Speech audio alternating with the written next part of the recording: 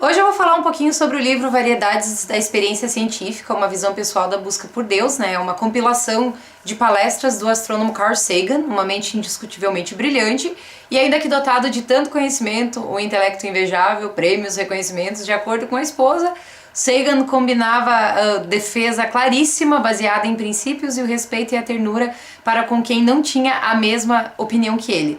Eu não sei se acredito, né, já que esse elogio vem da esposa suspeita e babona. A propósito, a esposa de Sagan, Anne Druyan, trabalhou junto com ele até ele morrer em 1996 e editou e publicou a maioria dos livros do marido. Aí eu pergunto, né, a quantos intelectuais pode se atribuir respeito e ternura com opiniões diferentes?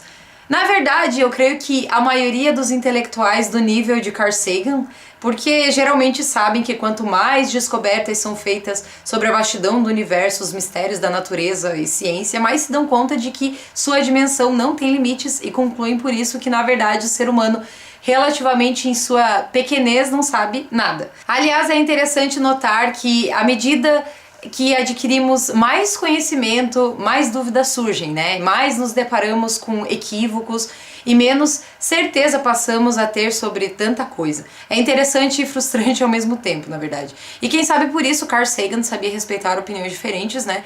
Porque quanto mais avançava em seus estudos, mais o leque se abria e mais questionamentos surgiam. Então, neste livro, Variedades da Experiência Científica, o Carl explora uma variedade gigante de questionamentos sobre a divindade e as religiões, né? Como a maioria dos cientistas, creio eu, Carl não aceitava muito bem essa ideia limitada sobre Deus e tinha muito desejo de fazer descobertas científicas no campo da espiritualidade, né, da religião. O problema é que a religião, até um tempo atrás, né, não aceitava muito bem o envolvimento da ciência no campo religioso, né? Grande parte dos religiosos ainda acredita que a fé basta. Por muito tempo eu também tive essa visão, né, que a fé bastava, mas ao me deparar com tantas dúvidas, contradições e até mesmo farsas, eu passei a achar mais sensato sair do campo da fé e buscar a verdade, com fatos. E enquanto não encontrar esses fatos, vou continuar a busca, tentar não me acomodar nem aceitar por definitiva uma resposta sem comprovação. É importante frisar que tudo, mas tudo mesmo que já foi descoberto de fato, foi possível porque pessoas sedentas pela verdade não se acomodaram, né? Não se contentaram com achismos ou com respostas vagas do tipo, um dia tudo será revelado. Eu não descarto a possibilidade de que um dia tudo seja revelado mesmo, mas acho importante e até gostoso ir atrás de respostas enquanto a gente está vivo, sabe? Chegar do outro lado, se houver um outro lado, com o processo já encaminhado. Então o Carl não se contentava em apenas acreditar e era ferrenhamente contra as superstições por causa disso, porque, segundo ele, e eu concordo, né, superstição é somente crença sem evidência. E aí ele discorre bastante que a religião e a ciência têm objetivos parecidos, né, ambos querem basicamente as mesmas coisas, saber a verdade sobre os mistérios da vida, descobrir se o mundo e o universo possuem um criador, se há uma existência depois da morte, física. Enfim, são questionamentos que todos nós fazemos e que unem, ou pelo menos deveriam unir, né, ciência, religião e filosofia também. Só que a questão tem a ver, como disse o Sagan na página 22, se eu não me engano, com a confiabilidade das verdades declaradas pelas duas áreas e os métodos de abordagem. Eu gosto de usar uma analogia, né? Digamos que embaixo, aqui do meu chão, aqui da minha casa, numa profundidade muito grande, existe um tesouro escondido, algo que vai mudar a história da humanidade. E a gente precisa saber o que é. O que um cientista geralmente faz, né? Cavoca até achar alguma coisa concreta. No meio do trajeto, o cientista encontra algumas evidências que, além de indicar o que poderia ser o grande tesouro, ainda aguçariam ainda mais a curiosidade e o desejo de descobrir o que é realmente.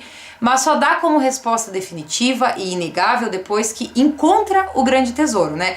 O que um supersticioso geralmente faz? Deduções com base nas primeiras evidências encontradas, ou então pior, toma como verdade suas próprias ideias do que poderia ser o tesouro sem nem procurar direito. Felizmente vejo hoje que muitas religiões têm progredido no sentido de não descartar evidências científicas, apesar de muitas outras ainda se agarrarem meramente ao campo da fé e ignorarem a ciência, as evidências.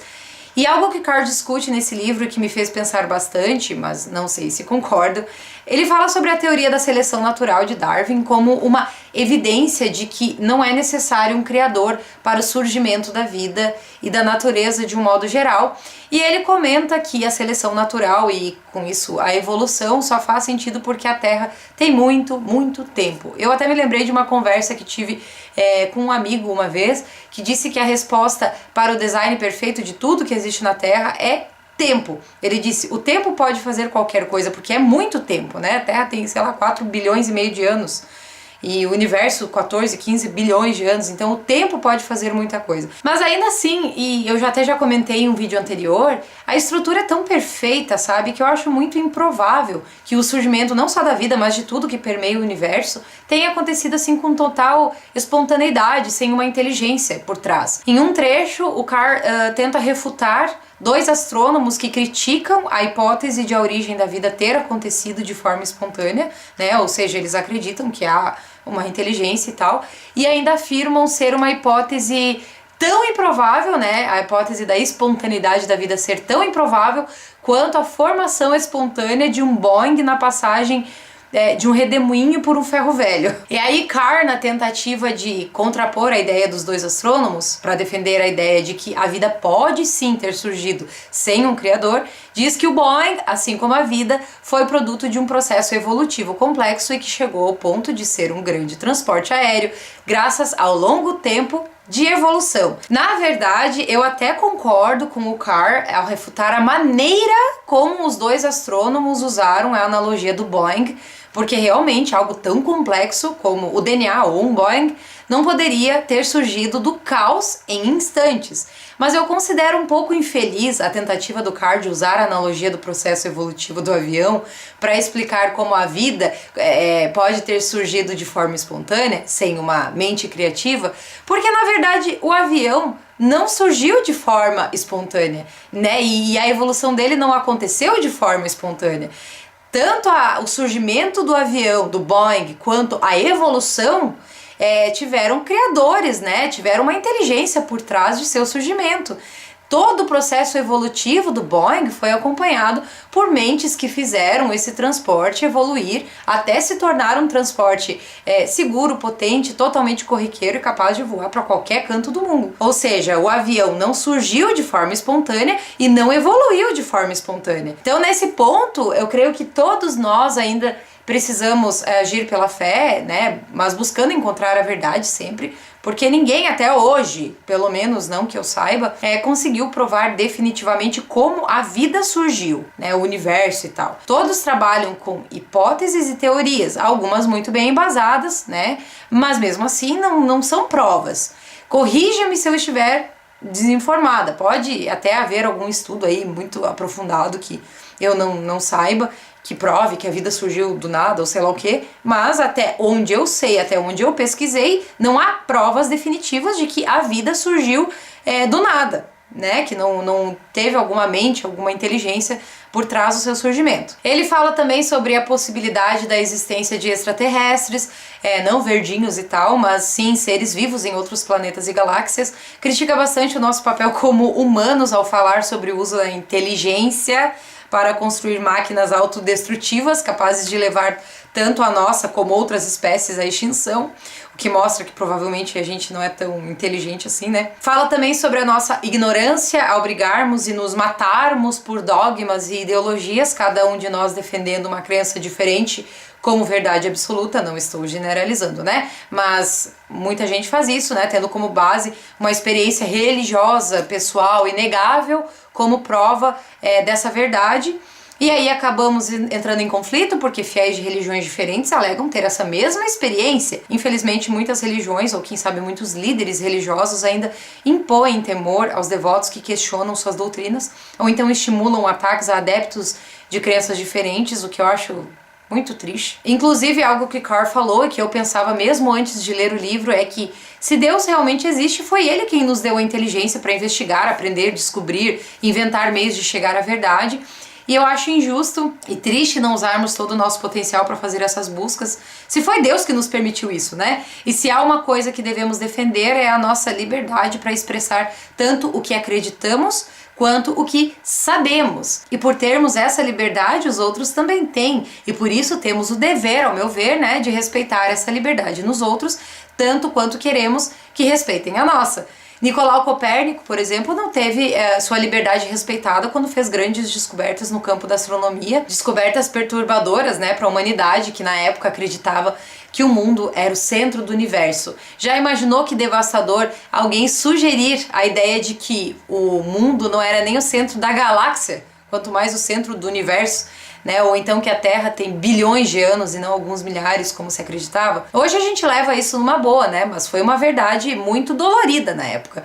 Se bem que hoje muitas pessoas ainda negam evidências por levarem doutrinas religiosas como verdades absolutas, apenas com a argumentação de que Deus respondeu. E eu não acho isso muito saudável, mas tento respeitar, né? Porque eu entendo o sentimento, porque eu sei o quanto é bom se agarrar à segurança de uma crença, né? Mas por mais dolorido que seja, acho melhor ainda a verdade e não somente a fé. Mas enfim, esse vídeo tá ficando longo e eu não vou discutir os quase 100 pontos que eu anotei aqui, né? Mas Carr levanta muitas questões no livro que fazem a gente pensar, e acho que é justamente essa a intenção do livro. Não fazer com que a gente se torne ateu, né? Pelo menos eu não me tornei ateia ao ler o livro, mas sim questionar, aguçar a curiosidade, até porque o próprio Carr prova poucas coisas, ele argumenta com base em teorias, estudos e escrutínios científicos, e muita coisa é comprovada, mas outras são só conjecturas, muito bem embasadas, mas continuam sendo só conjecturas. Na ciência também há muitas coisas que precisam ser comprovadas, mas a diferença que vejo entre ciência e religião é que é mais comum a religião condenar o fiel que busca questionar do que a ciência que trabalha justamente com questionamentos até se chegar à verdade. Mas não pense que na ciência também não existam os fanáticos, existem sim, sabe? E eu conheço alguns cientistas que se acham os donos da verdade. Como não podemos encontrar fatos para tudo, pelo menos por enquanto, todo mundo, até mesmo grandes cientistas, também tem crenças sem comprovação, né? O próprio Sagan admite que há uma enorme quantidade de coisas que não sabemos e uma quantidade minúscula das que sabemos. E por isso mesmo eu não considero saudável simplesmente nos acomodar e ficar somente no campo da fé, quando podemos encontrar fatos e descobrir tantas coisas sobre tudo. E acho menos saudável ainda a gente ignorar evidências e até fatos que muitas vezes contrariam a nossa crença, mas são reais. E nesse aspecto eu concordo plenamente com o Carl Sagan, mesmo que doa, mesmo que muita coisa esteja em jogo, acredito que a verdade deve superar a fé. Isso tanto no campo religioso quanto em qualquer outra coisa, no campo político, por exemplo. Algumas pessoas conseguem ignorar fatos e continuar vivendo uma doutrina baseada pura e simplesmente na fé, que muitas vezes contradiz fatos inegáveis, né? Mas eu não consigo, porque por experiência própria, quando finalmente nos deparamos com a verdade diante dos olhos, quando não podemos mais negar a verdade que se apresenta de forma incontestável diante de nós, a decepção é muito maior. Então eu acredito sim em um Criador, não imagino como ele seja, mas já falei antes que não consigo acreditar, sabe? Que toda a complexidade da vida e da natureza tenham surgido sem uma inteligência, e tenho esperança de que haja vida depois da morte, coisas muito maiores, mas não me agarro de forma tão firme a crenças, porque não quero me machucar caso um dia a ciência mostre que a minha visão estava errada, ou então era bem diferente do que eu imaginava, né? Bom, a minha nota pro livro é 8, não dei 10 porque em alguns momentos me pareceu que o Carr também toma como verdade, né, tem muita convicção sobre coisas que ainda não são comprovadas, embora tenham mais evidências do que só a superstição, né? O que acaba fazendo ele cair em contradição algumas vezes, mas certamente eu recomendo muito a leitura e principalmente a reflexão. Espero a sua participação, mesmo que você não tenha lido o livro, porque alguns pontos que levantei são bem importantes e bem polêmicos, né? E se você leu o livro, diz aqui o que achou, certo? Então, um beijão e até a próxima!